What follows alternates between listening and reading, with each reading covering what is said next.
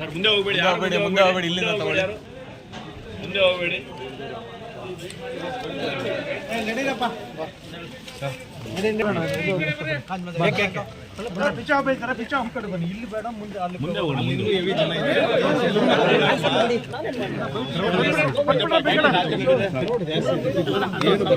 ಒಂದು 4 ಮಾತು ಕೇಳ್ಬಿಡ್ರಿ ಸಾಕು ಅಷ್ಟೇ ಜಾಸ್ತಿ ಬೇಡ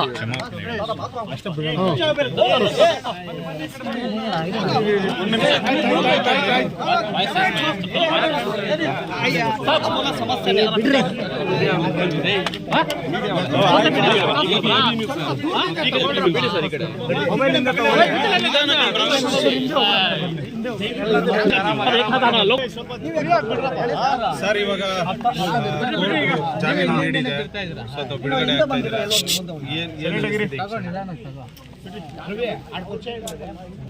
ಒಂದು ಕೋರ್ಟ್ಗೆ ಈ ವಿಚಾರವಾಗಿ ಬಂದಿದ್ದಕ್ಕೂ ಒಂಥರ ಏನೇ ಇದ್ದರೂ ಕೂಡ ನಮ್ಮ ಶಿಡ್ಲಘಟ್ಟ ಜನತೆಗೋಸ್ಕರ ಮಾಡಿದಂಥ ಒಂದು ತ್ಯಾಗ ಅಂತಲೇ ಹೇಳೋಕ್ಕೆ ಇಷ್ಟಪಡ್ತೀನಿ. ಯಾಕೆಂದರೆ ಯಾವುದೇ ಒಂದು ನಾನು ಕಳ್ತನ ಮಾಡಲಿಲ್ಲ, ಕೊಲೆ ಮಾಡಲಿಲ್ಲ, ಆದರೂ ಕೂಡ ಇವತ್ತು ನಮ್ಮ ಶಿಡ್ಲಘಟ್ಟ ಜನತೆಗೆ ನ್ಯಾಯಕ್ಕೋಸ್ಕರ ಸತ್ಯಕ್ಕೋಸ್ಕರ ಹೋರಾಟ ಮಾಡೋದಕ್ಕೋಸ್ಕರ ಇದು ಕಾರಣಾಂತರಗಳಿಂದ ತೊಂದರೆ ಆಗಿರ್ಬೋದು.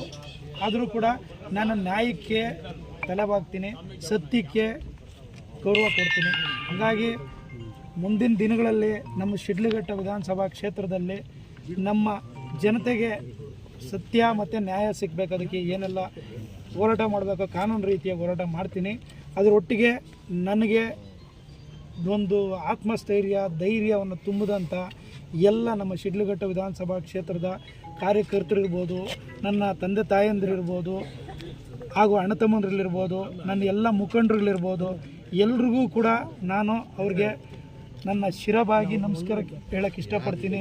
ನನ್ನ ಜೊತೆಯಲ್ಲಿ ಶಕ್ತಿಯಾಗಿ ಎಲ್ಲರೂ ಕೂಡ ನಾವಿದ್ದೇವೆ, ನಿನಗೆ ಏನೇ ತೊಂದರೆ ಆದರೂ ಕೂಡ ನಾವಿದ್ದೀವಿ ಅನ್ನೋ ರೀತಿಯಲ್ಲಿ ಸುಮಾರು ಸಾವಿರಾರು ಸಂಖ್ಯೆಯಲ್ಲಿ ಎಲ್ಲರೂ ಕೂಡ ನಾನು ನೋಡ್ತಿದ್ದೆ. ತುಂಬ ಸಂತೋಷ ಆಗ್ತಿತ್ತು.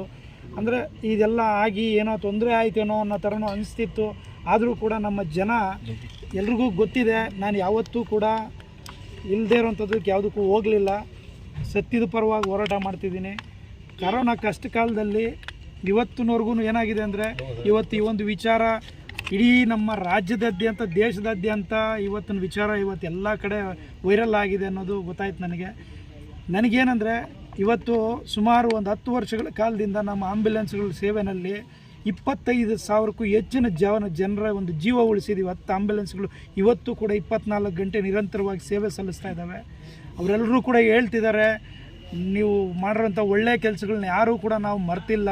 ತಿರುಗಿ ಕೋವಿಡ್ ಸಂದರ್ಭದಲ್ಲಿ ಮೊದಲನೇದಾಗಿ ನಾನು ಹೇಳ್ತಿದ್ದೀನಿ, ಪತ್ರಿಕಾ ಮಿತ್ರರಿಗೆ ಮತ್ತು ಪೊಲೀಸ್ ಆರಕ್ಷಕ ಸಿಬ್ಬಂದಿಯವರೆಗೆ ಕೋವಿಡ್ ಲಾಕ್ಡೌನ್ ಸಂದರ್ಭದಲ್ಲಿ ಸೀಲ್ ಡೌನ್ ಆಗಿದ್ದಂಥ ಸಂದರ್ಭದಲ್ಲಿ ಪ್ರತಿಯೊಬ್ಬರಿಗೂ ರೇಷನ್ ಕಿಟ್ಸು, ವಿಶೇಷವಾಗಿ ಮಾಧ್ಯಮ ಮಿತ್ರರಿಗೆ ಹೇಳಬೇಕು ಅಂತಂದರೆ 1 ಸರಿ ಅಲ್ಲ 3 ಸರಿ ಒಂದೊಂದು ತಿಂಗಳಿಗಾಗಷ್ಟು ರೇಷನ್ ಕಿಟ್ನ ನಾನು ಕೊಟ್ಟೆ.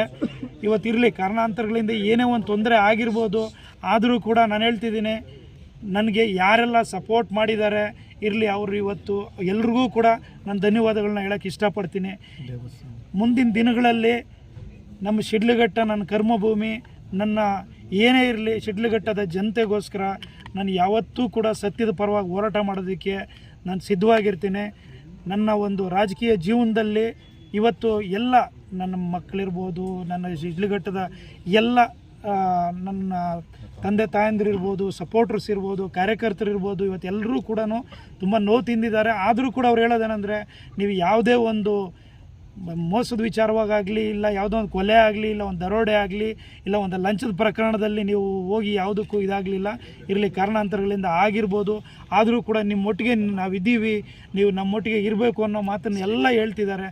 ಹಾಗಾಗಿ ನನಗೆ ನಮ್ಮ ಕಾರ್ಯಕರ್ತರೇ ನನ್ನ ಒಂದು ಶಕ್ತಿ ಅಂತ ಹೇಳ್ಬಿಟ್ಟು ಈ ಒಂದು ಸಂದರ್ಭದಲ್ಲಿ ಹೇಳೋಕ್ಕೆ ಇಷ್ಟಪಡ್ತೀನಿ. ಎಲ್ಲ ಮಾಧ್ಯಮ ಮಿತ್ರರಿಗೂ ಏನಾದರೂ ನನ್ನಿಂದ ತಪ್ಪಾಗಿದ್ದರೂ ನಿಮಗೂ ಕೂಡ ಒಂದು ಕ್ಷಮೆ ಕೇಳ್ತಾ ಇರಲಿ, ಮುಂದಿನ ದಿನಗಳಲ್ಲಿ ನಿಮ್ಮ ಸಹಕಾರ ಇರಲಿ ಅನ್ನೋ ಮಾತನ್ನು ಹೇಳ್ತಾ ನನ್ನ ಮಾತನ್ನು ನಾನು ಮುಗಿಸ್ತೀನಿ. ಕಾನೂನು ರೀತಿಯಲ್ಲಿ ಅದು ಏನು ತಪ್ಪಾಗಿದೆ ಇಲ್ಲ ಏನಿದೆ ಅದನ್ನು ಮಾತಾಡಿ ಈಗಾಗಲೇ ಅವ್ರಿಗೆ ಹೇಳಿದ್ವಿ ನಾವು, ಅದನ್ನೂ ಕೂಡ ಅದನ್ನು ಅವತ್ತು ನಾನು ಹೇಳಿದೆ, ಅದು ಮಾತಾಡಿದ ಉದ್ದೇಶ ಅದಲ್ಲ. ಆದರೂ ಕೂಡ ಅದು ಬೇರೆ ರೀತಿಯಲ್ಲಿ ಆಯಿತು, ಕಾರಣಾಂತರಗಳಿಂದ ಆಗಿರ್ಬೋದು. ಆದರೂ ಕೂಡ ನಾನು ಮತ್ತೊಮ್ಮೆ ಹೇಳ್ತಿದ್ದೀನಿ, ನನಗೆ ಯಾವುದೇ ಉದ್ದೇಶ ನಂದು ಪರ್ಸ್ನಲ್ ಆಗಿಲ್ಲ, ನನ್ನ ಜನರಿಗೋಸ್ಕರ, ನನ್ನ ಜನತೆಗೋಸ್ಕರ ಇವತ್ತೆಲ್ಲ ಯಾವತ್ತೂ ಕೂಡ ತೊಂದರೆ ಆಗ್ತಿದೆ ಅಂತಂದರೆ ಅಲ್ಲಿ ಈ ರಾಜೇಗೌಡ ಇರ್ತಾರೆ.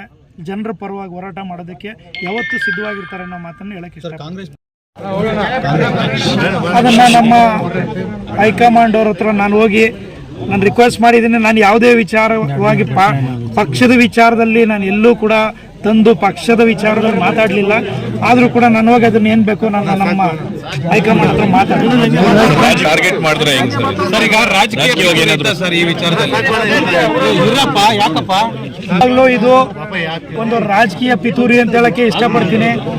ಯಾಕೆ ಅಂತಂದ್ರೆ ಈ ಥರದ ಒಂದು ಸಣ್ಣ ಕೇಸ್ಗೆ ಇಷ್ಟೆಲ್ಲ ಮಾಡೋ ಅವಶ್ಯಕತೆ ಇರಲಿಲ್ಲ. ಅದು ಕೂಡ ಒಂದು ರಾಜಕೀಯ ಪಿತೂರಿ ಅಂತ ಹೇಳಕ್ಕೆ ಇಷ್ಟಪಡ್ತೀನಿ.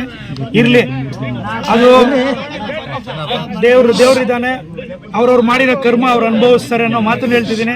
ಈಗ ನಾನು ತಿಂದಿರೋ ನೋವು ಖಂಡಿತ ಅವರು ಯಾರು ನನಗೆ ಆ ಪಿತೂರಿ ಮಾಡಿದ್ದಾರೆ ಅವರು ಅವ್ರ ಮಕ್ಕಳು ಅನುಭವಿಸ್ತಾರೆ.